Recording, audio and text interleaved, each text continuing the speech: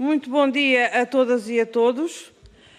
Vamos iniciar agora esta nova ronda de audições sobre a transposição da PPL que transpõe a diretiva. Temos connosco o Frederico Serra, em representação da Associação de Produtores de Cinema e Audiovisual. É um gosto tê-lo connosco. Muito obrigada por ter a disponibilidade de estar aqui numa audição que foi marcada ontem. Aliás, foi decidida ontem na Comissão e depois foi marcada ontem e aqui estamos nós às 8h30 da manhã. A ronda, a audição é composta por duas rondas. Uma primeira ronda, todas as entidades têm 5 minutos, isto é, pode fazer uma intervenção inicial de 5 minutos, querendo. E depois cada grupo parlamentar dispõe de 5 minutos e com resposta, pergunta do grupo parlamentar, resposta sua também por igual tempo. E finalmente temos uma segunda ronda em que os grupos parlamentares dispõem de 3 minutos e depois no final de tudo o senhor tem até o tempo equivalente ao que foi usado por todos os deputados para responder. Portanto, tem a palavra, por favor. Eu vou ser muito rigorosa com os tempos por uma razão. É que nós só conseguimos esta sala porque eu me comprometi, que estava marcada, me comprometi a libertar à 1h da tarde. Como temos 3 audições de 90 minutos cada, temos mesmo que ser muito rigorosos com o tempo, porque senão depois são as senhoras da limpeza, coitadas, que não conseguem fazer a limpeza para a sessão seguinte, que já estava marcada. Portanto, tem a palavra. Muito obrigada. Posso tirar a máscara? Pode, enquanto está a falar. Bom dia. Não sei, pronto. Como disse, aqui, isto foi marcado ontem assim também muito em cima e nós estamos...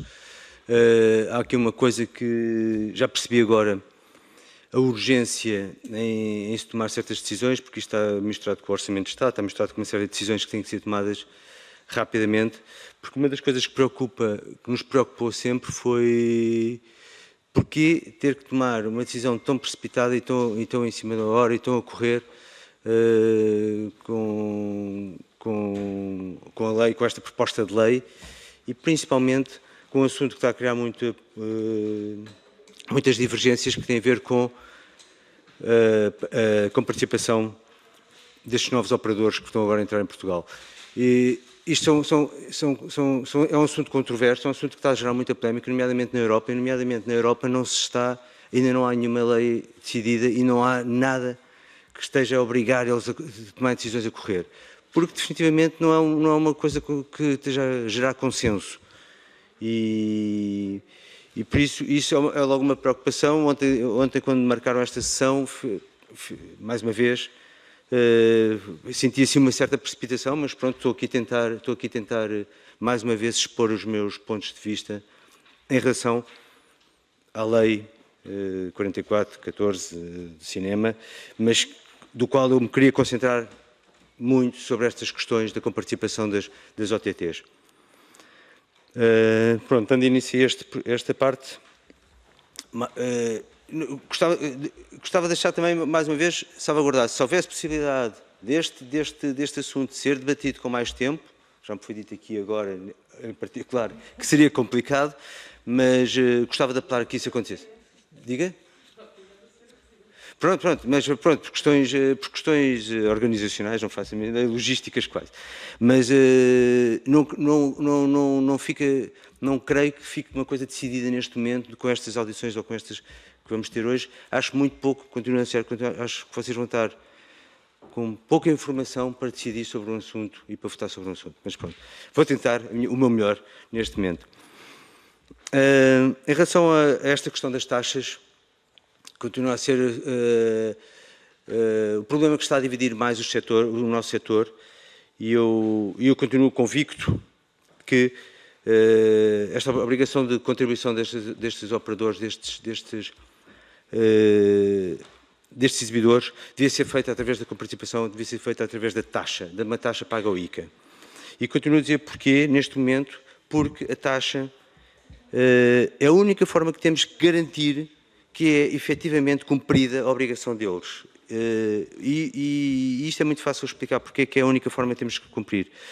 Porque, mais uma vez, estamos a falar de operadores que não estão sediados cá em Portugal, estamos a falar de operadores cujos os meios de auditar vão ser muito complicados. Eu não acredito sequer que haja competência para os auditar, e a título de exemplo eu posso-vos dizer que nós está a ser criada uma base, uma taxa, um valor de comparticipação com base numa estimativa de subscritores. Ou seja, nem sequer há uma maneira de se comprovar quantos subscritores é que existem. Por isso, logo dá para ver que isto está a ser complicado. E a taxa garante, atribuindo um valor fixo, que até pode vir a aumentar todos os anos, até pode vir a ser criada uma nova tabela no futuro. Acho que nesta fase devia-se criar uma taxa, precisamente, para garantir que esse valor é comparticipado, a comparticipação deles é garantida. Pronto. Esta história da auditoria, das capacidades de auditar, não sou só eu que tenho esta preocupação, vocês podem ver nos vários contributos, nomeadamente a nós, está preocupada precisamente com a capacidade que há de auditar ou não estes operadores, quando todos os outros são auditados cheios de rigor. Por isso, e a taxa tem a vantagem de, ao compartilhar a taxa, estamos a falar de que é uma coisa que eu também vou desenvolver vou falar mais à frente, que é o valor que está a ser estipulado para a comparticipação, que também é uma coisa muito questionável. Mas, sendo este valor, nada impede estes operadores de continuarem a fazer as suas contratações diretas. Não há nada que os impeça de comprarem obras, comprarem argumentos, adquirirem outras a valores muito inferiores, obviamente, mas nada os impede de fazer isto. No entanto, estão a contribuir para o setor, estão a contribuir para o desenvolvimento do cinema e do audiovisual em Portugal. A comparticipação direta, já foi dito e várias vezes, dá para perceber que a contratação direta vai obrigar a que se criem regras, coisa que a taxa não obriga. A taxa é um valor que fica estipulado. A contratação direta vai obrigar a que se criem regras de cota de cinema falado de língua portuguesa, número de minutos. Há uma série de regras que vão ter que se obrigar, vão ter que se criar para garantir que essa contratação é feita e que é cumprida os valores estipulados.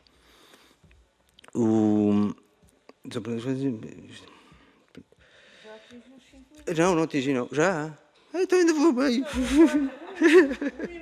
Não, tem que ser 1 minuto só. É? Está bem, pronto, 1 minuto a correr. Ok. Pronto, queria falar de uma questão que me preocupa também, que é uma coisa que tem sido falada aqui, que é a equidade concorrencial, que é uma coisa que preocupa muito a lei. Eu temo que esta história da equidade concorrencial venha aqui lançar suspeitas, mais uma vez, sobre os operadores como a nós, a Mel e a Vodafone, que têm um certo tipo de obrigação de coparticipação e rapidamente eles podem alterar a sua designação legal ou arranjar maneiras de serem abrangidos pela mesma rigor ou pela mesma maneira de auditar. Pronto, acho que, se quiserem, depois eu posso continuar a desenvolver depois os outros capítulos mais tarde. Muito obrigada. Começamos agora as rondas dos grupos parlamentares. O grupo parlamentar requerente coincide com o PS e, portanto, é o primeiro a usar a palavra, mas seria sempre por ser requerente. Faz favor, Sr. Deputado José Magalhães.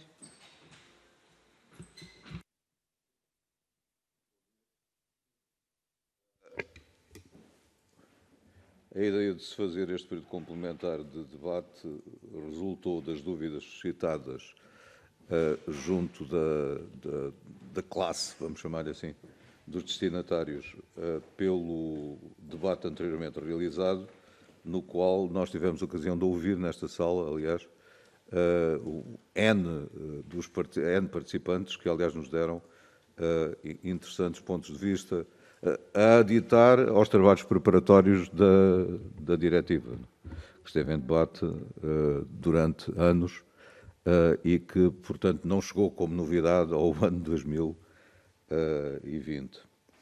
Porque o calendário? O calendário resulta de uma razão extraordinariamente simples.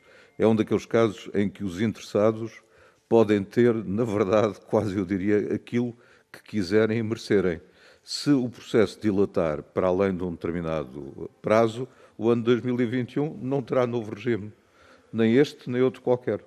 E, portanto, terão um ano para esperarem pela criação de um sistema, o que não nos parece uma coisa sensata, mas é uma coisa que só parcialmente está nas nossas mãos, não temos uma maioria absoluta e, portanto, esta decisão não será nunca tomada por nós solitariamente, embora tenhamos dever de lutar para que seja o melhor possível. O mais tempo só se justificaria por uma razão concreta e devidamente identificada de introdução de melhorias. Nós temos uma enorme quantidade de informação. Devo dizer que em muitos anos de vida parlamentar este processo legislativo foi daqueles que reuniu mais informação, mais pontos de vista. Podemos não ter a mesma opinião em relação a determinadas opções. Por exemplo, podemos não estar de acordo com a diretiva, mas o problema é que quando não se está de acordo com uma diretiva, viola-se a diretiva e isso dá origem à seguinte situação. As normas aprovadas não têm eficácia e a linha B vai-se para o Tribunal de Justiça da União e é-se condenado, como é evidente. Para quem acha que o mercado único digital não existe ou é uma coisa diabólica, isto pode não ter importância nenhuma. Para quem queira a realização do mercado único digital e queira respeitar diretivas, não é uma pequena coisa. Portanto, pela nossa parte, eu diria, convém estudar bem a diretiva, porque ela dá uma certa flexibilidade, mas não dá toda a flexibilidade. Ou seja, não podemos ir pelo caminho oposto e é preciso lê-la bem e percebê-la. Um outro caminho, um outro problema é que se nós desejássemos tudo, criaremos uma situação difícil. E estou a referir-me concretamente à ideia, se nós quiséssemos fixar obrigações de investimento, como já existem, mas reforçadas e ampliadas ao mundo dos operadores que são inovadoramente abrangidos, e taxas, estaríamos a criar um duplo gravame que não parece muito sensato e nem parece sequer muito justo. Em segundo lugar, não estaríamos a inovar na possibilidade de investir quer no financiamento parcial, quer no financiamento total de obras cinematográficas ou do audiovisual, que é uma via que parece interessante e que abre um novo campo, ou uma nova oportunidade histórica para o cinema e o audiovisual português. Não ouvimos até agora argumentos contra a ideia de que os portugueses estejam um pouco interessados em que haja um investimento a 100% ou 50% na produção de obras, desde documentários a séries, a filmes, de longa-metragem, a curta-metragem, tudo isso. São novas oportunidades. O que é que nós temos contra essas novas oportunidades? Não o vemos. Até agora não nos demonstraram que isso fosse desinteressante. Quanto à equidade concorrencial, podemos fazer extraordinárias especulações, mas a transformação dos operadores de distribuição, como a nós e a Mel, em operadores over the top, parece-me um cenário, talvez nessa matéria possamos discutir, parece-nos um cenário de filme de terror cuja realização, que saibamos, não está cometida a ninguém. E seria fácil, aliás, por parte do legislador, de controlar e de impedir. Não decorre da lei. Portanto, ponderemos isto, porque, na verdade, o resultado vai afetar a classe. Muito obrigada, Sr. Deputado. E, portanto, nós temos esse sentido de responsabilidade. Muito obrigada. Dou agora novamente a palavra para a resposta, tem 5 minutos. Sim, senhor. Obrigado. Em relação à rapidez com que se é ou não de decidir esta lei, o cinema não vai parar se isto não for decidido hoje. Isto continua a andar. Há uma série de leis que estão já vigentes. Não me parece que seja por aí que as coisas demorar mais 2 meses ou 3 meses a decidir esta diretiva, não me parece que seja por aí. E continuo a dizer, é extremamente importante. Até porque, escolhi num ponto importante que tem a ver com o sistema misto. Eu, neste momento, e tendo em conta o valor que está a ser pedido, sou completamente contra. E não sou só eu, são todos os outros contributos. O sistema misto de ser contribuição ou ser... O valor que está a ser estipulado e que foi proposto em proposta de lei, estamos a falar à volta de 3 milhões de euros. Sim, são estimativas. Sim. Não, também não, mas pronto. Estamos a falar...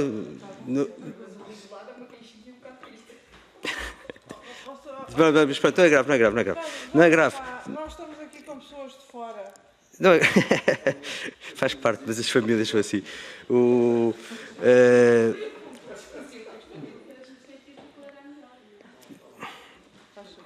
Pronto. Há uma questão que esse sistema misto, eu a partir sou contra. Sou contra o sistema misto e penso que, não sei só eu, pelas muitas contribuições que eu vi, grande parte das pessoas são contra o sistema misto. Há uma questão que em relação ao, e disse muito bem na oportunidade que isto vai criar, eu também acho que a taxa vai criar muitas oportunidades. Estamos a falar de, se houver uma taxa, vai haver muito mais produção nacional a decorrer. Vai haver muito mais produção nacional a decorrer. Ao contrário de que se for uma contratação direta, eu posso dar a título de exemplo, acredito que a Netflix neste momento esteja a produzir uma série em Portugal no valor de 4 milhões. A Netflix pode usar perfeitamente esse valor para assumir que já cumpriu a sua obrigação de investimento por 2 ou 3 anos. E não há mais nenhuma produtora em Portugal que vai trabalhar durante 2 ou 3 anos com a Netflix. E se a Netflix quiser fazer uma segunda temporada dessa série, vai continuar a contratar a mesma produtora, porque nada vai obrigá-la, porque ela não tem que recorrer a outros. E vamos continuar neste problema. E eu não estou... Isto é tudo verdadeiramente especulativo, mas estamos a falar de empresas privadas que têm o seu direito de escolher com quem querem trabalhar e nada as obriga a diversificar as fontes de produção, ou as fontes não, os fornecedores com quem querem trabalhar. Por isso, essa história, eu acho que é uma ilusão acharmos que vamos ter muito mais oportunidades com esta contratação direta, ao contrário, que se for através da taxa, mais uma vez, se estivermos a falar de 3 milhões, eu posso dizer que equivale mais ou menos a 5 longas-metragens. São 5 mais 5 produtoras a fazer filmes. Por isso, acredito muito mais na diversidade de trabalho, se for através da taxa, do que se for através da contratação direta. Isto definitivamente.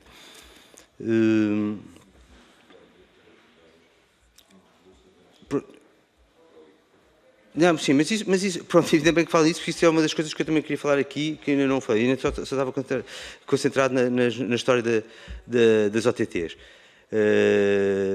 Mas já que fala nessa história, acho muito bem, isso é uma reivindicação que todas as associações têm feito ao longo dos anos, que é que a estrutura do ICA, os custos de estrutura do ICA façam parte do Orçamento de Estado e não sejam retirados dos valores que são atribuídos à produção, que é um logro, estamos a ser enganados e felizmente pela primeira vez estamos a ver isto numa proposta de lei com a qual nos congratulamos, mas que também vem a favor, também vem colmatar uma coisa que vai acontecer inevitavelmente, é que as reduções de receitas do ICA vão tender a reduzir. Vão tender a reduzir porque as receitas da publicidade nos meios tradicionais também vai reduzir. Os números de subscritores dos operadores de televisão também não vai aumentar. Por isso, é natural que as receitas do ICA provenientes destas fontes de financiamento venham a diminuir. Onde é que se vai buscar? Nomeadamente aos custos de estrutura passarem para o Orçamento de Estado e uma coisa que está em proposta de lei, mas não está muito clara e que eu gostava de clarificar, que era ir buscar as receitas de publicidade de todos os outros, que são as plataformas de partilha de vídeo, que nunca houve nenhum regulamento, nunca se regulou essa atividade, e que passem a ser também criadas taxas sobre essa... Está proposto, eu sei, mas eu acabei por dizer, está proposto, não está claro que vai ser igual, quanto é que vai ser, como é que vai ser, não está claro na proposta de lei que vai ser igual, que vai ser 4% como tem sido praticado com os outros anunciantes no meio tradicional. Por isso, nesse aspecto a proposta de lei eu não discuto a proposta de lei nesse sentido, acho que tem aqui sugestões muito legítimas e benéficas, acho que pode ser melhorado, nesse aspecto pode ser melhorado, e...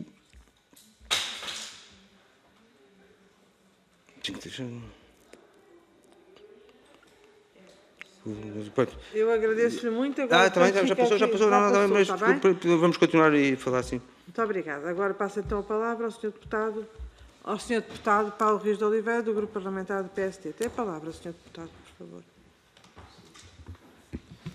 Bom dia a todos.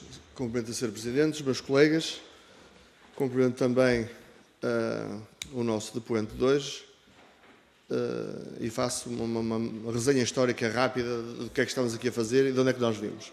Se nós olharmos para trás um bocadinho, nós trabalhamos em cima de uma diretiva que não define tudo, mas define baias, define princípios, e trabalhamos em cima de BPL. Durante 2 anos o Governo andou a marinar com este processo e, portanto, a minha primeira pergunta é quantas vezes foram ouvidos, mas também o contrário, quantas vezes pediram para ser ouvidos e participar no processo com o entusiasmo com que estão agora. Segundo, este processo, eu receio que nós estejamos aqui a discutir algo que não faz muito sentido. Porquê? Porque de repente alguém acordou e desatou a falar da PPL. Nós já não estamos aí. Nós desde julho, nós e mais 40 e tal instituições, temos vindo a fazer um debate muito grande, muito aprofundado, a que alguns só chegaram ontem de manhã, mas nós temos vindo a fazê-lo, e esse debate determinou um conjunto de alterações, um conjunto de propostas que já estão em cima da mesa, e esse debate determinou, coisa nunca vista neste Parlamento, que sobre esse conjunto de propostas fossem novamente ouvidos os 40 e tal que quiseram estar connosco, sobre esse conjunto de propostas. E, portanto, neste momento, aquilo que é cada um dos agentes ou interessados neste assunto, o que tem na sua frente é uma PPL que toda a gente reconhece que é muito limitada, que é muito pouco ambiciosa e que não resolve o problema. E, portanto, estar a discutir o PPL é estar 200 anos afastado daquilo que é a realidade onde nós estamos hoje. Se tivessem ou se tiverem consultado as propostas de vários grupos parlamentares, terão visto que muitas delas, e por isso é que eu continuo a dizer que a nossa pior proposta é melhor que a PPL, terá um conjunto de respostas muito concretas em relação a isso. Porque esse conjunto de questões foi aqui levantado por muita gente. E compreendamos também de onde é que nós partimos. O senhor parte do local onde está com o interesse legítimo que representa. Nós estamos a partir de outra posição, tendo que contrapesar e contrabalançar interesses muitas vezes contraditórios, sendo que às vezes são contraditórios até do mesmo lado. Tivemos aqui audições em que os próprios agentes do setor não se entendiam entre si em relação à solução. Nós temos uma tarefa um bocado mais complexa, tão complexa que há quem entenda que nós nem somos capazes de a fazer, ai de nós, mas temos uma tarefa muito complexa que é tentar equilibrar estes valores todos, tentar equilibrar os interesses todos e encontrar uma proposta que seja claramente melhor que a PPL. E eu acho que nós vamos conseguir, nas maiorias que a democracia determinar e nas votações vamos fazer, vamos conseguir melhorá-la muito. Era útil é que também tivéssemos, da parte de quem nos vem cá falar, uma opinião crítica em relação às próprias propostas com que nós obviamos os erros, as limitações, as insuficiências da PPL. Porque o PSD tem um conjunto de propostas. E, portanto, não deixamos também de registar o seguinte: mal andou o Governo, sobre isso não temos dúvidas, chegou tarde e pelo Governo estará aprovado até em 15 dias. Bem andou a Comissão, bem andou a Sra. Presidente, que obrigou a que houvesse isto tudo. Mas isto tudo foi muito. Eu nunca vi uma coisa destas no Parlamento, estou cá há 10 anos. Estou cá há 10 anos, nunca vi uma coisa destas tão participada por toda a gente.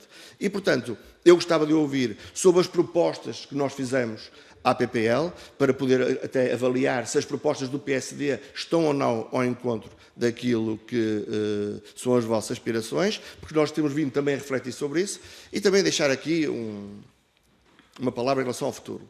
Nós temos todos consciência que estamos a trilhar caminhos novos. Estamos a trilhar caminhos novos.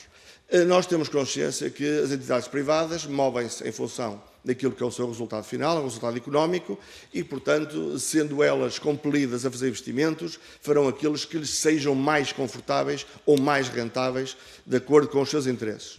Nós sabemos que, ao diversificar as fontes de financiamento desta forma, corremos o risco de haver aqui algum tipo de enviesamento do resultado final. Mas não é por haver evasão fiscal que vai deixar de haver impostos. Nós estamos a fazer algo novo.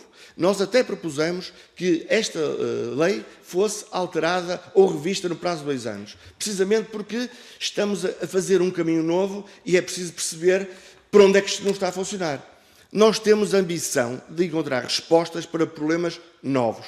Achamos que daqui do Parlamento sairá uma coisa claramente melhor que a PPL. Temos alguma dificuldade em perceber como é que o Partido Socialista se meteu nesta embrulhada. Porque o Partido Socialista e o PC. Porque há uma semana, as pessoas que estão sentadas nesta sala, há uma semana estavam prontas para votar. Mas, de repente, ao primeiro puxão de orelhas, saltaram as dúvidas e elas estão em catadupa. Eu recordo que há uma semana nós estamos prontos para votar. E, de repente, apareceram estas dúvidas todas.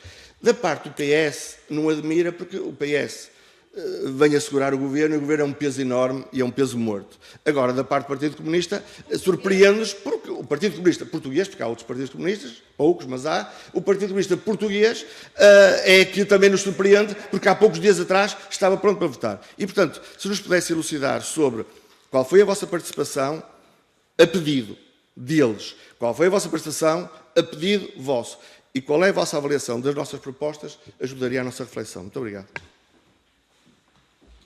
Muito obrigada, Sr. Deputado. Passo a palavra novamente ao Sr. Muito obrigado, mais uma vez, Deputado, pela energia que pôs aqui, pelo entusiasmo. Eu fico muito contente de saber que este é um dos assuntos mais participados na Assembleia. Mas pronto, olha, não tenho dúvida nenhuma que a proposta vai ser melhor do que o que está agora, até porque a proposta, a meu ver, a bem ou mal, com ou sem críticas, foi um bocadinho... houve alguma precipitação. Estou a falar empiricamente falando ou intuitivamente falando. Não tenho dúvidas que vai ser melhor, porque é através do debate que as coisas, e de muito debate e de muita conversa, que se vai melhorando estas propostas e o vosso contributo, não tenho dúvida que também seja para isso. Infelizmente, eu não tive possibilidade de ver os contributos todos. Os contributos são muitos. E como disse há bocado, estamos a tentar decidir coisas muito a correr. Eu acho que estar aqui hoje é mais uma vez, não digo uma loucura, é um esforço, mas estamos todos aqui hoje, venham cá mais colegas meus falar hoje, e vêm, se calhar vêm mais bem preparados, tiveram mais tempo, mas convocaram-me ontem para vir aqui hoje. Por isso, não é que eu pudesse ter lido antes, mas mais uma vez, eu tenho... As propostas que tentei ler, os contributos dos vários grupos parlamentares eram muitos. E por acaso tentei ler e já não sei qual das é que gostei mais do seu. Não me preocupei se estavam à esquerda ou à direita, preocupei-me na coluna, não sei qual é que... Houve contributos que me pareceram que eram mais pertinentes.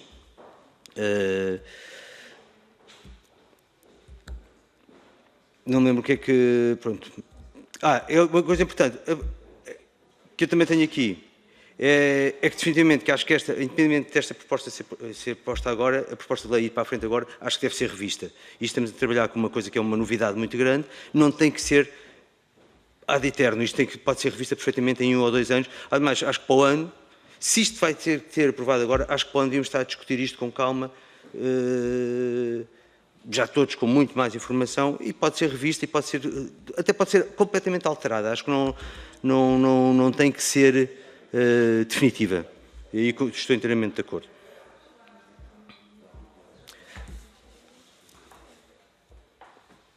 Deixa-me só... Pronto, eu só gostava agora de acrescentar ainda um bocadinho mais, uma coisa, que não sei se os senhores deputados sabem, mas que em França, por exemplo, eles estão a pedir 26% de contribuição a estes operadores. É constantemente dito que nós, portugueses, não temos capacidade negocial para... Eu não sei o que é que isso quer dizer, não faço a mínima ideia do que quer dizer, porque nós não estamos a comprar nada. São eles é que estão a querer vir para cá e são eles é que estão a ganhar dinheiro. Por isso eu ainda não percebi muito bem o que é que quer dizer. Somos um país pequeno, não temos capacidade negocial. É uma coisa que... Não estou a dizer que... Não, eu não estou a dizer que seja aqui. Tem-me sido dito, e não vou dizer nomes, mas tem-me sido dito nas reuniões, várias reuniões que tenho tido. Por isso, mas se calhar, se não partiam da mesma opinião que eu, ou se partiam da mesma opinião que eu, ainda bem. Nós não somos um país pequeno, nós somos um país soberano, temos autoridade e autonomia para decidir sobre o que é que queremos, sobre este tipo de decisões. Devemos ter essa autonomia. Por isso, eu só queria saber, não sei se sabem que em França estou a pedir 26% a estes operadores de contribuição. É um dado que lanço aqui depois para vocês também pensarem.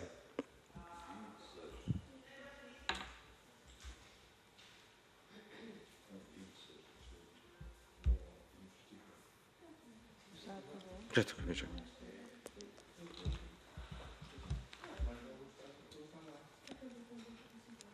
Senhora deputada Beatriz Gomes Dias tem a palavra, do Grupo Parlamentar do Bloco de Esquerda.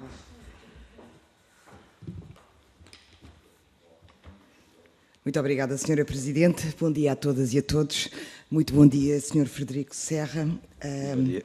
Quero agradecer a sua disponibilidade para estar aqui nesta audição, mais uma vez, a conversar connosco sobre a transposição da diretiva. Portanto, já o tinha feito numa outra audição anterior que fizemos em setembro, no conjunto de audições que fizemos aos representantes do setor do cinema, e na altura também fez um conjunto grande de contributos que nos ajudaram a olhar para a PPL e a fazer propostas de alteração. Portanto, e este processo, que é um processo que temos feito de uma forma bastante participada, e por isso mesmo votámos a favor do alargamento deste novo período de audições, justamente para aumentar o contributo e a informação de especialistas, portanto, daqueles que trabalham no setor, que pode contribuir para melhorar a nossa reflexão sobre o assunto. E por isso é muito importante estarmos aqui hoje. Vamos ter uma manhã cheia de audições e logo à tarde também, depois do plenário, portanto, que é um esforço grande que estamos a fazer e que revela o nosso compromisso e a nossa vontade de trazer para o debate público e político o maior número de contribuições que se possa ter. Portanto, e é isso a democracia a funcionar, é isso que nós queremos que seja implementado na construção de propostas políticas. Agora, a minha pergunta tem a ver com este alargamento do período de audições. Foi suscitado por um conjunto de cartas que foram publicadas, umas opondo-se ao processo e denunciando ou chamando a atenção para as insuficiências da PPL, e outras que realçam o que consideram ser as virtudes desta proposta de lei e aspectos que consideram bastante positivos. E neste segundo lote neste segundo grupo de subscritores de uma carta, consideram que as obrigações de investimento, como estão definidas na PPL, irão dinamizar o setor e aumentar as fontes de financiamento do ICA. E dizem que que isto é positivo, uma vez que aumenta as fontes de financiamento privado disponíveis no mercado. Referem que contribui para uma relação mais estreita e o aumento de oportunidades com o maior número de produtores independentes, que estas obrigações de investimento direto estimulam a produção nacional, portanto, uma vez que são um investimento direto em produção nacional, e que esse investimento não passará pelo ICA, e isto é um aspecto positivo. E que esse investimento será feito dentro de um plafonamento pré-estabelecido. Consideram estes aspectos positivos. Também referem que, havendo só obrigações de investimento, ou seja, a nossa posição é que haja uma taxa que é aplicada às operadoras, portanto, às plataformas de streaming. Portanto, foi isso que nós apresentámos na nossa proposta, é isso que nós vamos defender, mas gostava de pensar consigo sobre estas vantagens que são apresentadas, havendo exclusivamente opções de investimento, e não, já percebi que não é essa a posição que defende, que, portanto, não havendo taxas, os autores, os subscritores da Carta, também dizem que irá haver um aumento, as taxas de publicidade que são cobradas aos canais estrangeiros que são transmitidos por cabo, portanto, que é uma das coisas que está na PPL. Estas receitas irão reverter, irá se traduzir num aumento de receitas pelo ICA, e o que leva ao aumento de verbas para as linhas de apoio. E também o facto das taxas incidirem sobre publicidade que é emitida nos serviços de partilha de vídeo também poderá contribuir para o aumento do ICA. Ou seja, indicam como aumento de fontes de financiamento, como aumentos de receita, estas diferentes fontes, e que isso irá robustecer o financiamento do ICA. Portanto, e era sobre estas fontes, estas indicações de receita que eu gostava de ouvir a sua opinião. Muito obrigada. Muito obrigada, Sra. Deputada. Passo novamente a palavra ao Sr. Ok, obrigado. Em relação ao aumento de receita do ICA, eu acho que tudo o que vier é bom. Tudo o que aumenta a receita do ICA e a capacidade do ICA de distribuir produção e garantir que haja produção de cinema, audiovisual, distribuição, exibição, festivais. Eu acho que isso é de louvar, e acho que isso é o que vai verdadeiramente contribuir para o desenvolvimento do cinema em Portugal. É uma convicção mesmo, porque eu sou um defensor acérrimo destes institutos que regulamentam e fazem gestão, toda a logística do dinheiro, e como a distribuem para o cinema e para o audiovisual, para os festivais, para o desenvolvimento, os apoios para o desenvolvimento. Esta receita do ICA, o aumento de receita do ICA, mais uma vez, pode ser das coisas mais benéficas, definitivamente, para o desenvolvimento, e leva-me a outra coisa que é muito importante para mim, que tem a ver com contribui para estreitar o relacionamento uma frase que vem aí na carta, contribui para estreitar o relacionamento das produtoras com estes operadores. O que vai contribuir para estreitar verdadeiramente este relacionamento é a qualidade dos produtos que nós vamos fazer, é a qualidade ou seja, tem que haver um interesse comercial deles nisto. E ao provarmos, e nós temos vindo a provar que estamos a fazer bom cinema e boas séries, é uma prova não quer ser redundante, que temos vindo a fazer. Este ano, felizmente, parou tudo. E é este tipo de contributo que vai, sim senhora, atrair os investidores. E vai atrair os investidores, se calhar até investidores privados nacionais, se calhar até vai atrair muito mais do que estes operadores. Por isso, eu acho que é através da qualidade do produto e mais uma vez volto a falar, o investimento direto, infelizmente, tendo em conta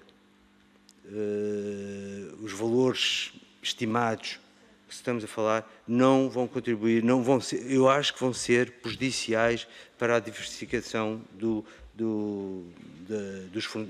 das produções.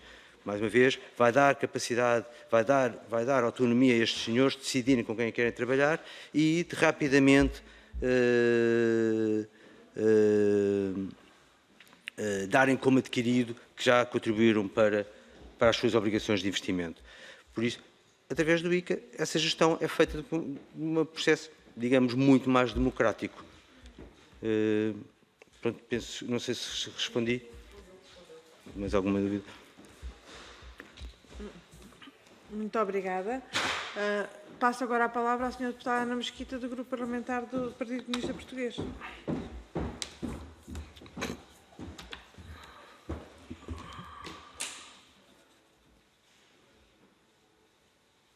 Muito obrigada, Sra. Presidente. Começo por cumprimentar o Frederico Serra em representação da APCA, agradecer os contributos que veio dando, contrariamente a algumas pessoas parece que se esqueceram, não é de hoje a participação da APCA neste processo, e, portanto, nós temos muito em conta aquilo que nos dizem e, sobretudo, quando os sinos tocam a rebate, que foi o que aconteceu agora nestes últimos dias, nós temos a sensibilidade de fazer um compasso de espera e perceber se este é o caminho certo a seguir.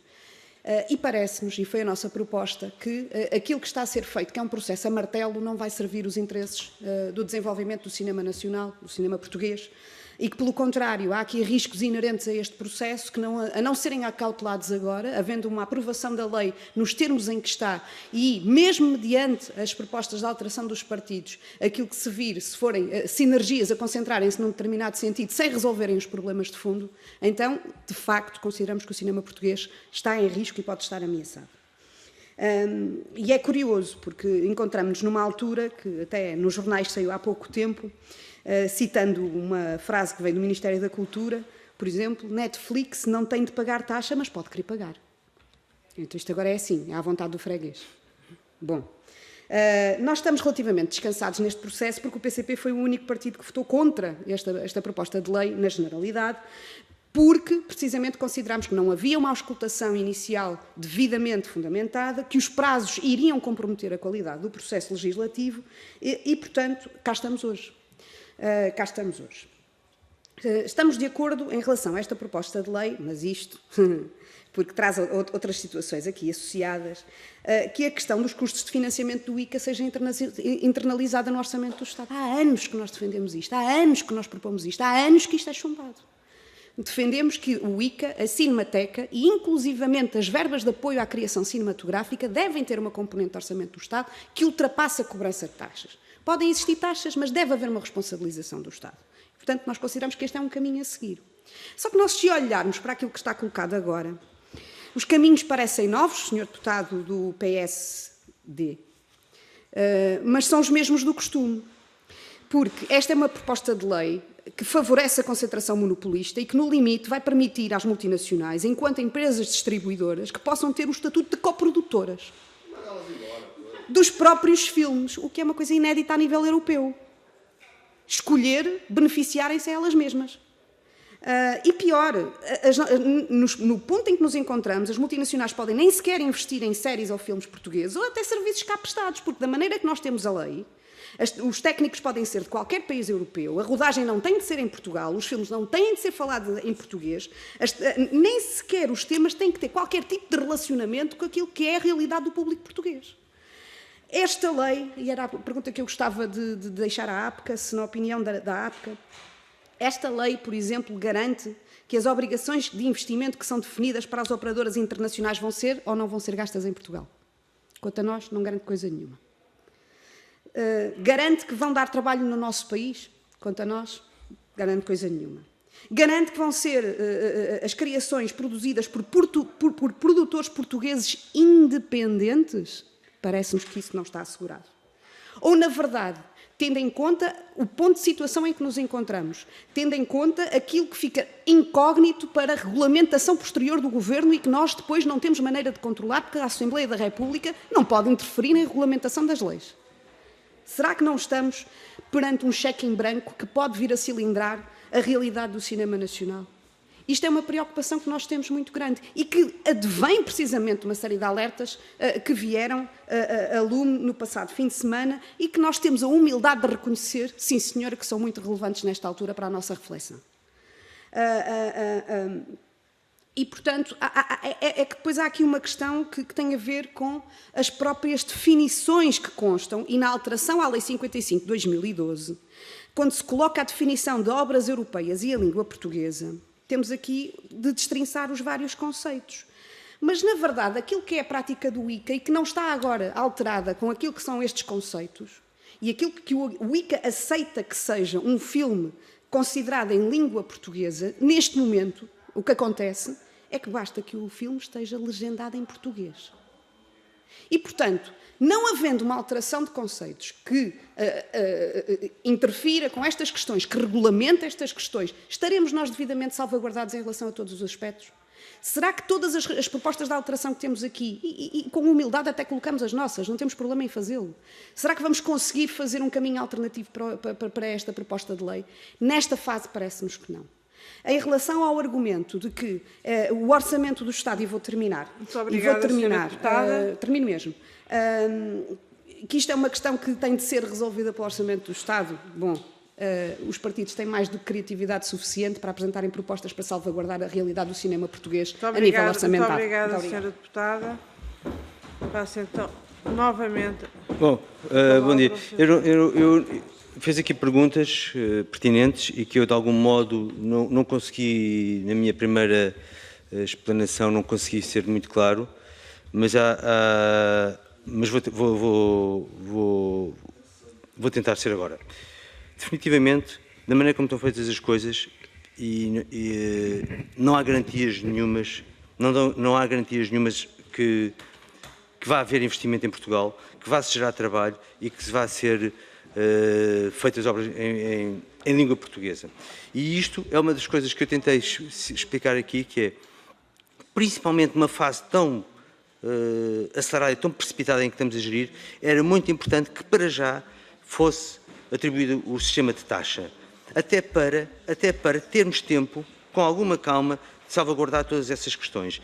Porque, através da contribuição direta, e eu falei nisso há bocado, acho eu, vai obrigar a que se criem tantas regras e leis sobre leis e obrigações de procedimento para obrigar a que haja cotas de cinema português, vai obrigar a tantos procedimentos e subprocedimentos que neste momento não estamos preparados para isso. Por isso é que, mais uma vez, devia ser taxa até para nos dar tempo, devia ser através da taxa até para nos dar tempo para discutirmos detalhadamente e afinarmos essas questões todas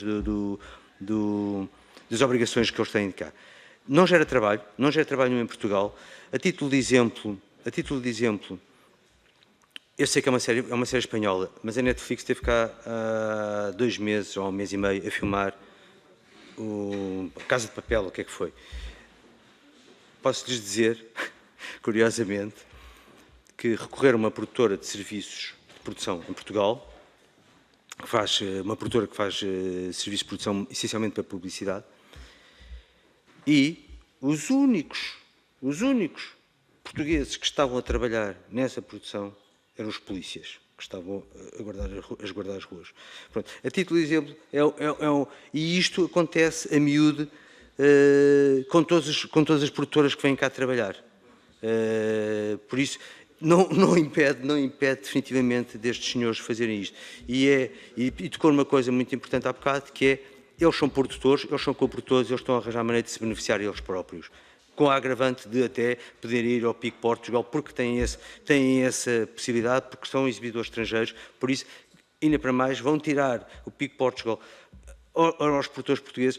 Por isso, há uma série de questões aqui extremamente difíceis de controlar, e nós sabemos, por experiência própria, que, apesar de estarmos a melhorar muito nos últimos anos, que Portugal tem sido muito pouco, tem sido muito pouco capaz de defender os interesses dos nossos setores, sejam os quais forem. Penso que estamos de acordo em alguns aspectos. Muito obrigada. Não temos mais inscrições para esta primeira ronda. Portanto, para aquela fase de ponderação da primeira ronda, passo a palavra ao grupo parlamentar do PS. Faz favor, Sr. Deputado, Sr. Deputado José Magalhães. Faz favor. Depois, na próxima, a gente varia.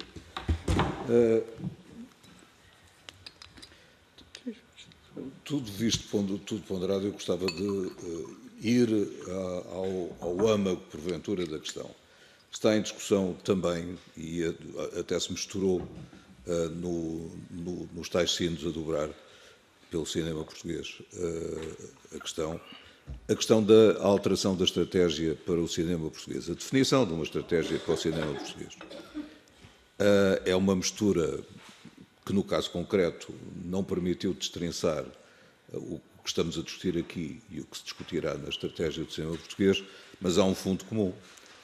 Vive-se uma crise profunda e essa crise não vai diminuir, tende, aliás, a aumentar com a fuga do público das salas de cinema. E, portanto, não nos adianta nada ter uma linda rede de salas municipais e locais, etc., que foi uma das realizações da passada legislatura, discutida, aliás, nesta Comissão, se o público não ocorre a essas salas e se o público prefere, no exercício de um direito, que não é suscetível de ser objeto de restrição, assinar os serviços de empresas como a Netflix, o HBO, o Disney Channel, o Apple, etc. E outros, agora o Opto, do grupo Empresa, etc., etc., que vão aparecer e que vão disputar esse mercado. É óbvio que isso amplia pouco no caso do Disney Channel e do HBO, que têm arquivos infinitos, os produtores independentes e realizadores portugueses, infelizmente, mas não assim em todos os casos.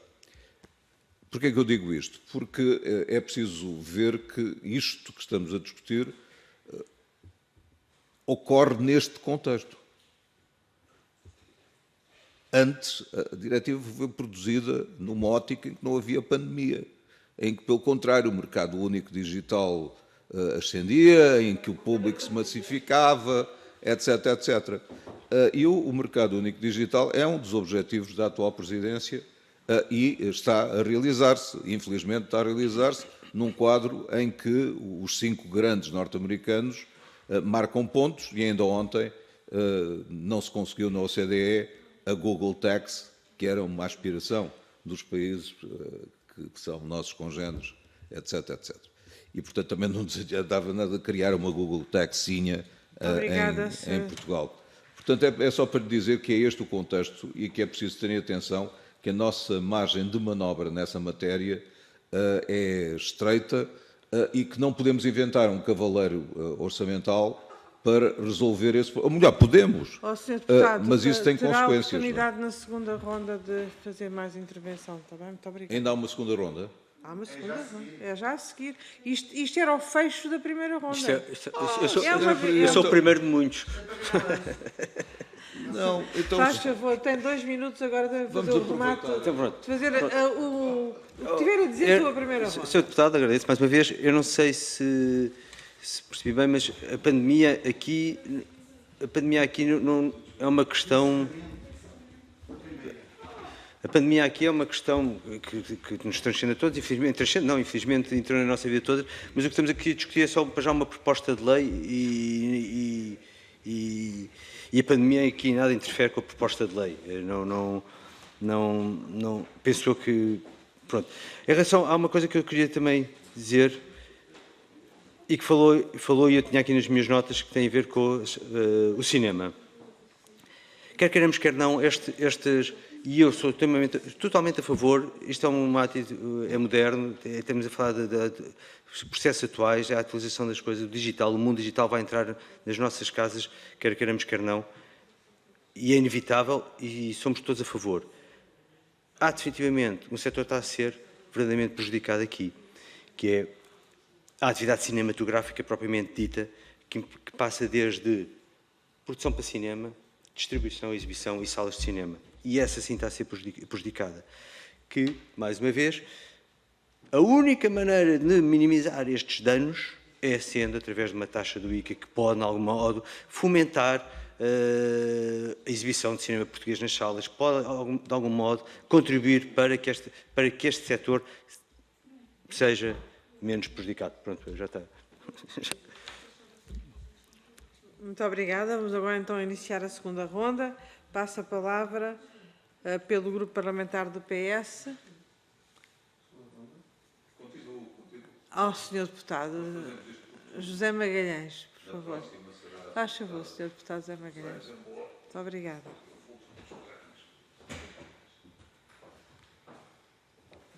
Muito bem. Estamos de acordo quanto ao ponto de partida. O ponto de partida é que é preciso haver cinema e audiovisual e é preciso que haja público. São as duas coisas. Neste momento, não há maneira absolutamente nenhuma de levar o público às salas de cinema. Eu sou um frequentador e tenho sido observador direto disso. E não é nenhuma lei da Assembleia da República que consegue esse resultado.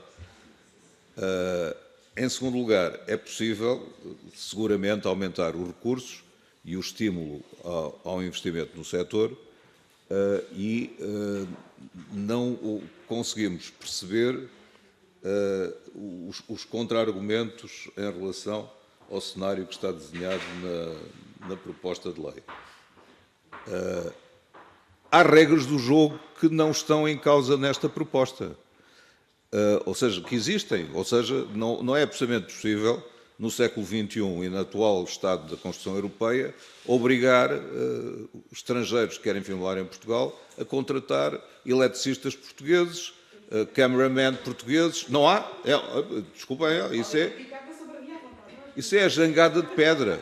Isso é a jangada de pedra. Podem inventar. É a jangada de pedra. E a Jangada de Pedra é um romance notável de Saramago, ponto parágrafo. Nada mais.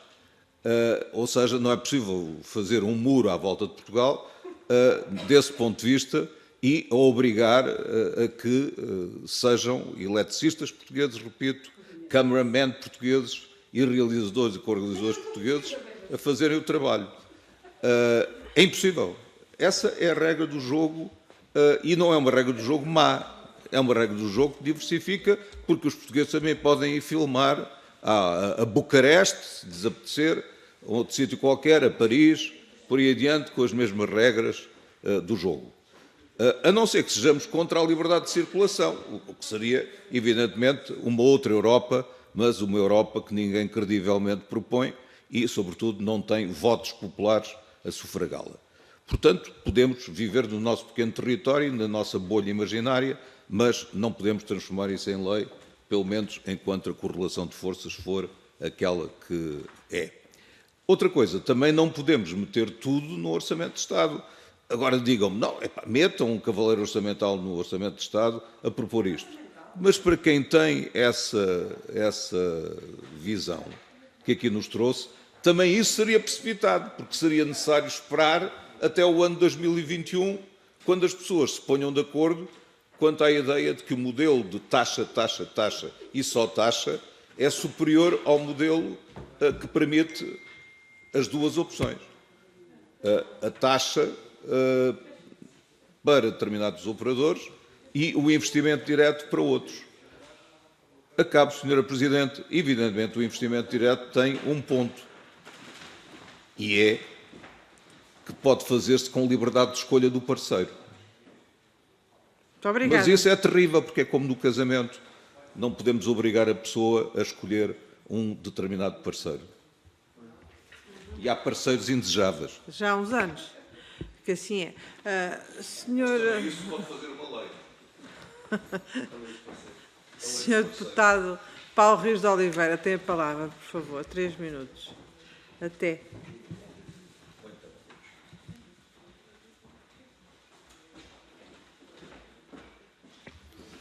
Muito obrigado, Sra. Presidente. Nesta segunda ronda, obviamente começo por agradecer o que reputei como elogio a qualificação de enérgica da minha intervenção, até porque perceberá que, eu peço desculpa a dizer isto, eu exerço o meu mandato com muita paixão, com muito sentido de responsabilidade, dando o melhor de mim, e quando chegou aqui eu deitei as mãos à cabeça, tenho vindo a estudar muito, tenho vindo a ouvir muita gente, porque se alguém não era especialista na matéria, era eu, só que estava colocado na enorme responsabilidade de tomar decisões em nome de quem nos elegeu e, portanto, foi um processo que nos responsabiliza muito. E por falar em responsabilidade, o PSD responsavelmente apresentou um conjunto de propostas. E eu gostava de fazer um apelo para que pudessem ler as nossas propostas. nós tentamos obviar nas correções que queremos para esta PPL. Uma das coisas que nos preocupou muito foi, de facto, essa coisa genérica das obras europeias é um enorme alçapão onde cabe tudo e onde corremos o risco de ser engolidos. E o PSD tem tentado encontrar soluções do que é europeu, o que é obra original em língua portuguesa, e temos propostas nesse sentido, e estamos a evoluir até no âmbito da própria votação para eventualmente encontrar aqui consensos, para, se necessário, fazendo cedências, chegar aqui a uma proteção especial. Não queremos levá-lo ao limite em que depois, de facto, estamos a empurrar estas empresas para encontrar soluções que permitam uma ligeireza de expressão mais manhosas, mas nós queremos que se concentre aqui e que no fim não nos sintamos totalmente defraudados, porque isso ser europeu, Portugal é muito pequenino e ficou engolido. Nós tivemos esse cuidado, queremos ter esse cuidado, nós tentamos fazer isto de uma forma muito responsável. E, portanto, se alguma coisa eu posso fazer um apelo à APCA, é pedir à APCA que tenham a gentileza, tenham a bondade de olhar para os contributos do PSD e tentar também aquilatar até que ponto é que eles podem ser uma parte da boa resposta que precisamos. Segundo, referir novamente, porque parece importante, que nós próprios, sentindo que o caminho é novo, estamos a pedir, estamos a sugerir que haja uma revisão relativamente rápida desta lei, porque ao fim de 2 anos vai dar para perceber se isto correu bem ou se realmente o processo tem tantas frinchas por onde escapar que afinal passou-nos tudo ao lado. Mas nós, com o mesmo entusiasmo com que estou sempre, mas nós queremos que claramente isto é um passo em frente. E não somos só nós, há um conjunto alargadíssimo de instituições ligadas ao setor que dizem não percam a oportunidade, temos que dar este passo em frente, corrigindo, fazendo melhor, mas isto é sempre um passo em frente. E, portanto, nós queremos muito dá-lo. Não fizemos de forma precipitada, acredito que não, mas queremos muito dá-lo. Mas por falar em responsabilidade, Sr. Presidente, e assim termino, eu não gostava de ir daqui sem levar uma resposta em relação a uma questão também ligada à responsabilidade, que é a APCA. Há 2 anos que o Governo não transpõe a diretiva e transpõe da forma que nós sabemos. E a pergunta foi, e é, a APCA, ao longo deste processo, quantas vezes foi chamada a pronunciar-se, ou pelo ICA ou pelo próprio Ministério, e, se caso não tenha acontecido, quantas vezes a APCA manifestou ao Ministério vontade de intervir no processo ou de ser chamado ao processo, porque também, quando falamos de responsabilidade, cada um tem as suas, não é?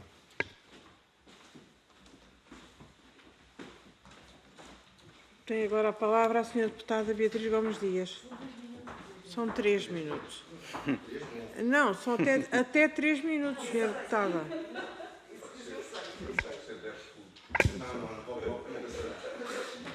Faz favor, Sra. Deputada. Muito obrigada, Sra. Presidente. A minha dúvida era o até 2 ou até 3, mas eu já percebi que é até 3, ainda bem. Eu queria agradecer as respostas que nos deu e queria realçar a importância deste processo e a importância da participação da sociedade civil no processo de construção política e nos processos legislativos, justamente para nós podermos analisar com as pessoas que vão ser beneficiadas e que constroem, neste caso, o cinema, quais é que são as melhores respostas para as suas necessidades e acautelando o direito dos trabalhadores, das pessoas que produzem o cinema, mas também tendo em conta o que serão as medidas fundamentais para a construção de um serviço público de cultura, neste caso o cinema enquanto serviço público de cultura, que possa responder às necessidades do país, garantir o acesso à cultura para todos, formar público, diversificar os nossos pontos de referência, alterar a nossa mundivisão, trazer-nos outras perspectivas. Portanto, é disto tudo que nós estamos a falar, quando estamos a falar da produção cinematográfica e quando também estamos a pensar a produção cultural e o papel que o Estado tem e a responsabilidade que o Estado tem em garantir um serviço público de cultura. Esta era uma das preocupações que estava manifesta numa das cartas aonde se alertava para os perigos que esta PPL traz para a consecução deste objetivo, que é a garantia de um serviço público de cultura que o ICA representa, o financiamento, ou seja, as fontes de receita do ICA representam, em parte, este objetivo. Portanto, um dos aspectos que eu gostava que agora, na sua intervenção final, referisse, era justamente como é que nós podemos, através deste projeto de lei, criar condições para construir um serviço público de cultura, porque por mais que o PS faça as intervenções em que alerta para a fuga dos públicos das salas de cinema e nos diz que com a pandemia vivemos uma grande crise, não consigo entender como é que a resistência em articular esta efetiva crise e a fuga de públicos das salas de cinema e as alterações das fontes de receita que mudaram neste tempo, não articular isso com uma evidente necessidade de aplicar taxas justamente àqueles que, nesta altura, vão ter maior número de espectadores ou ter mais receita e terem mais pessoas associadas, que são as plataformas de streaming. Portanto, eu ouço os argumentos para... Muito obrigada, Sra. Deputada. Vou só terminar. Eu ouço os argumentos que justificam os financiamentos diretos e fico sempre perplexa por não entender o que para mim é evidente, que as taxas também são importantes para estes objetivos. Muito obrigada. Muito obrigada, Sra. Deputada. Sra. Deputada Ana Mesquita, do Grupo Parlamentar do Partido Comunista Português. Por favor.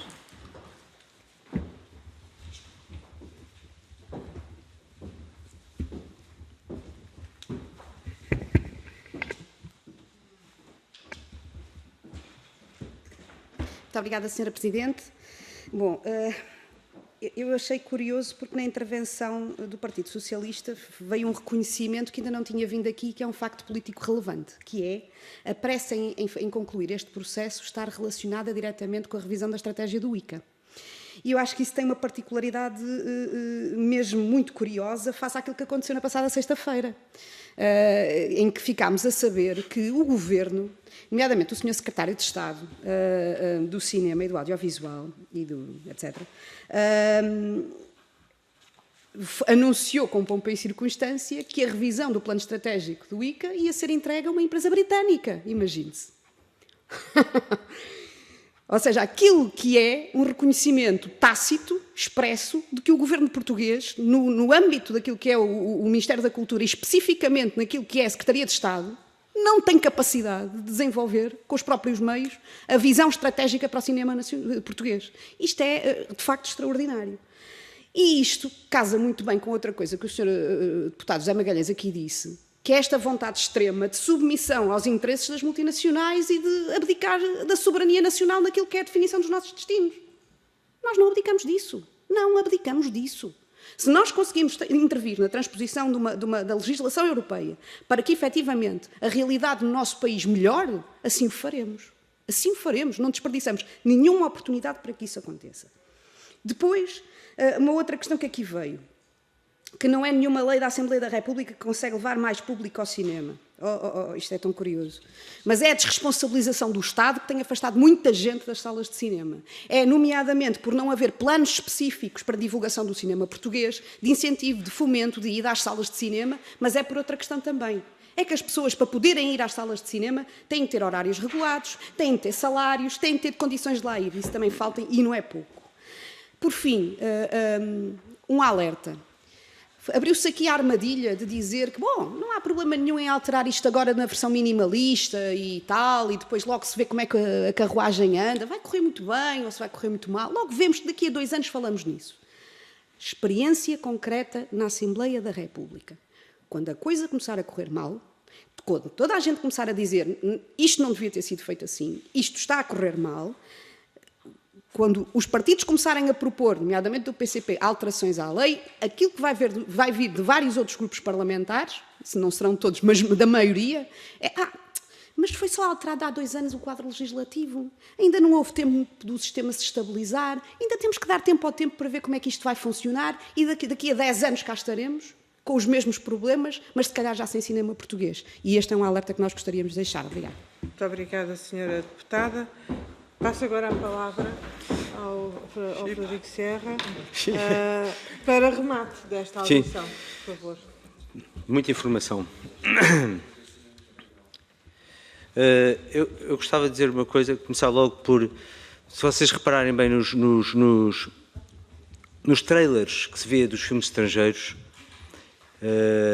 nas plataformas de promoção e de autopromoção dos filmes estrangeiros, já não aparece a palavra screening num teatro perto de si, aparece streaming em outubro.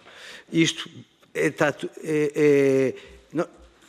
aquilo que estava, aquilo que era, estava escamoteado e não era assumido, neste momento está verdadeiramente assumido que não há o cinema para acabar, as salas de cinema são para acabar. Há uma intenção, não é intencional no sentido, há um negócio neste caso, de umas grandes operadoras que passa essencialmente por streaming. Eles não estão minimamente interessados se as salas de cinema existem ou não, até porque quanto menos salas existirem, mais eles ganham. Alguém vai perder com isso. Não é, parece-me que é claro, não é? Parece-me que isto aqui é claro. Acho que, mais uma vez, pegar aqui em várias coisas que ouvi, mas é importante continuar a fomentar a diversidade cultural, é importante continuar a fomentar muito mais numa Europa, é importante não perdermos a nossa identidade cultural, é extremamente importante isto. Pronto, mas só queria deixar esta importante, e é importante, e o cinema, e isto responde um bocadinho a tudo o que foi dito aqui, e o cinema tem um papel muito importante o cinema português tem um papel muito importante no fomentar nessa diversidade cultural, no exportar o cinema, exportar a língua portuguesa, exportar a cultura portuguesa, e felizmente, ultimamente, estamos a conseguir isso. A revisão da lei, pronto, eu não sei como é que as coisas se passam aqui dentro, de facto diz uma coisa, eu tenho esperança, e mais uma vez insisto, acho que esta lei devia ser através da taxa, até para nos dar tempo para estudá-la e poder ser revista mais tarde, mas se me diz que não há revisão da lei, as leis são dificilmente revistas, então, num curto espaço de tempo, então, mais uma vez, então, por favor, vamos através da taxa, é o que eu peço. Quantas vezes fomos chamados ou não para discutir este processo? Eu não queria estar a apontar o dedo a ninguém e nem queria estar aqui a contribuir para alguma instabilidade política. Houve, de facto, o processo não foi bem conduzido. Não foi bem conduzido. Não estou a dizer que não tenhamos sido chamados e todos os representantes do setor não tenham sido chamados. Não sei se houve uma verdadeira preocupação em ouvir-nos. E eu isto sinto, mais uma vez também respondendo um bocadinho tudo o que foi dito aqui, que foi falado aqui na história de ter-se chamado uma empresa consultora inglesa para tratar da estratégia do cinema em Portugal. Mais uma vez, nós não somos chamados a ouvir e há aqui uma grande incapacidade de dialogar com os representantes do setor. Eu acho que esse é o grande problema e, mais uma vez, se refletiu neste caso de terem chamado uma consultora, quando podia ser tudo resolvido internamente, ou pelo menos ter sido definida estratégias, as linhas bases terem sido definidas internamente. Isso era uma questão de diálogo, era unicamente uma questão de diálogo. Eu não tenho uma opinião formada se essa empresa consultora fez ou não um bom papel, não sei, tinha curiosidade em ouvir o que ela tinha para dizer, mas o princípio não me pareceu o correto. Acho que devia ter sido tudo resolvido, tínhamos capacidade, temos profissionais, temos pessoas muito válidas aqui para discutir a estratégia do cinema em Portugal e a estratégia do audiovisual aqui em Portugal, sem ter que recorrer para já, logo, a priori, e sem empresas inglesas. Quais são os melhores do Serviço Público de Cultura? Pronto, mas falo aqui, vou repetir um bocadinho, porque também foi dito aqui as coisas. A diversidade cultural, há aqui um problema logo muito grande, a meu ver, neste país, que é as políticas culturais. As políticas culturais não são prioridade nunca na política em geral. Infelizmente eu não estou do vosso lado, não sei o que é estar do vosso lado, mas acredito que, e vejo comparando com outros países, a França, para eles, a cultura é primordial, é um pilar da economia, é um pilar, é o que é para eles, é o que fomenta o negócio, é o que fomenta a economia, é o que fomenta todo um processo de exportação e de negócio. Por isso, há logo aqui um problema que é as políticas culturais neste país são deficitárias ou há uma série de pessoas que têm essa preocupação, mas no geral estão muito mais preocupados com outros, acham que não é tão importante como outros setores. Por isso aí acho que o cinema sofre logo com isso e, mais uma vez, o cinema pode ser, o cinema e o audiovisual podem ser definitivamente grandes estandartes, grandes meios de divulgação e de exposição da nossa diversidade cultural. Acho que assim, de repente, respondi a todas as perguntas e volto a alertar para o cuidado que é preciso ter com esta legislação e com o investimento destas operadoras que estão a prejudicar uma parte do setor da nossa atividade e era preciso minimizar esse problema. Muito obrigada. Agradeço mais uma vez ao Sr. Frederico Serra, em representação da APP, que esteve aqui connosco. É sempre muito útil. E não fique com a sensação de que esta audição e aquilo que disse não serve para nada. As senhoras e os senhores deputados que aqui estão já demonstraram que uma capacidade de trabalho inexcedível e, portanto, seguramente que irão internalizar nas suas propostas de última hora e que podem ser feitas a todo momento quando está a ser feita a votação na especialidade, aquilo que entenderam que se enquadra nas suas próprias políticas relativamente à cultura. Devo dizer-lhe que é uma matéria que também nos preocupa bastante. Não é uma questão de governação, é uma questão de governação e de toda a sociedade, a forma como se encara a cultura e as políticas culturais. Todos gostamos de ir ao cinema, à ópera, enfim, todos temos as nossas predileções, mas de uma forma geral, não é entendido pela maioria como a cultura como uma prioridade. E também faz parte das nossas funções aqui da Comissão de Cultura e Comunicação dar mais visibilidade e contribuir para que deixe de assim ser.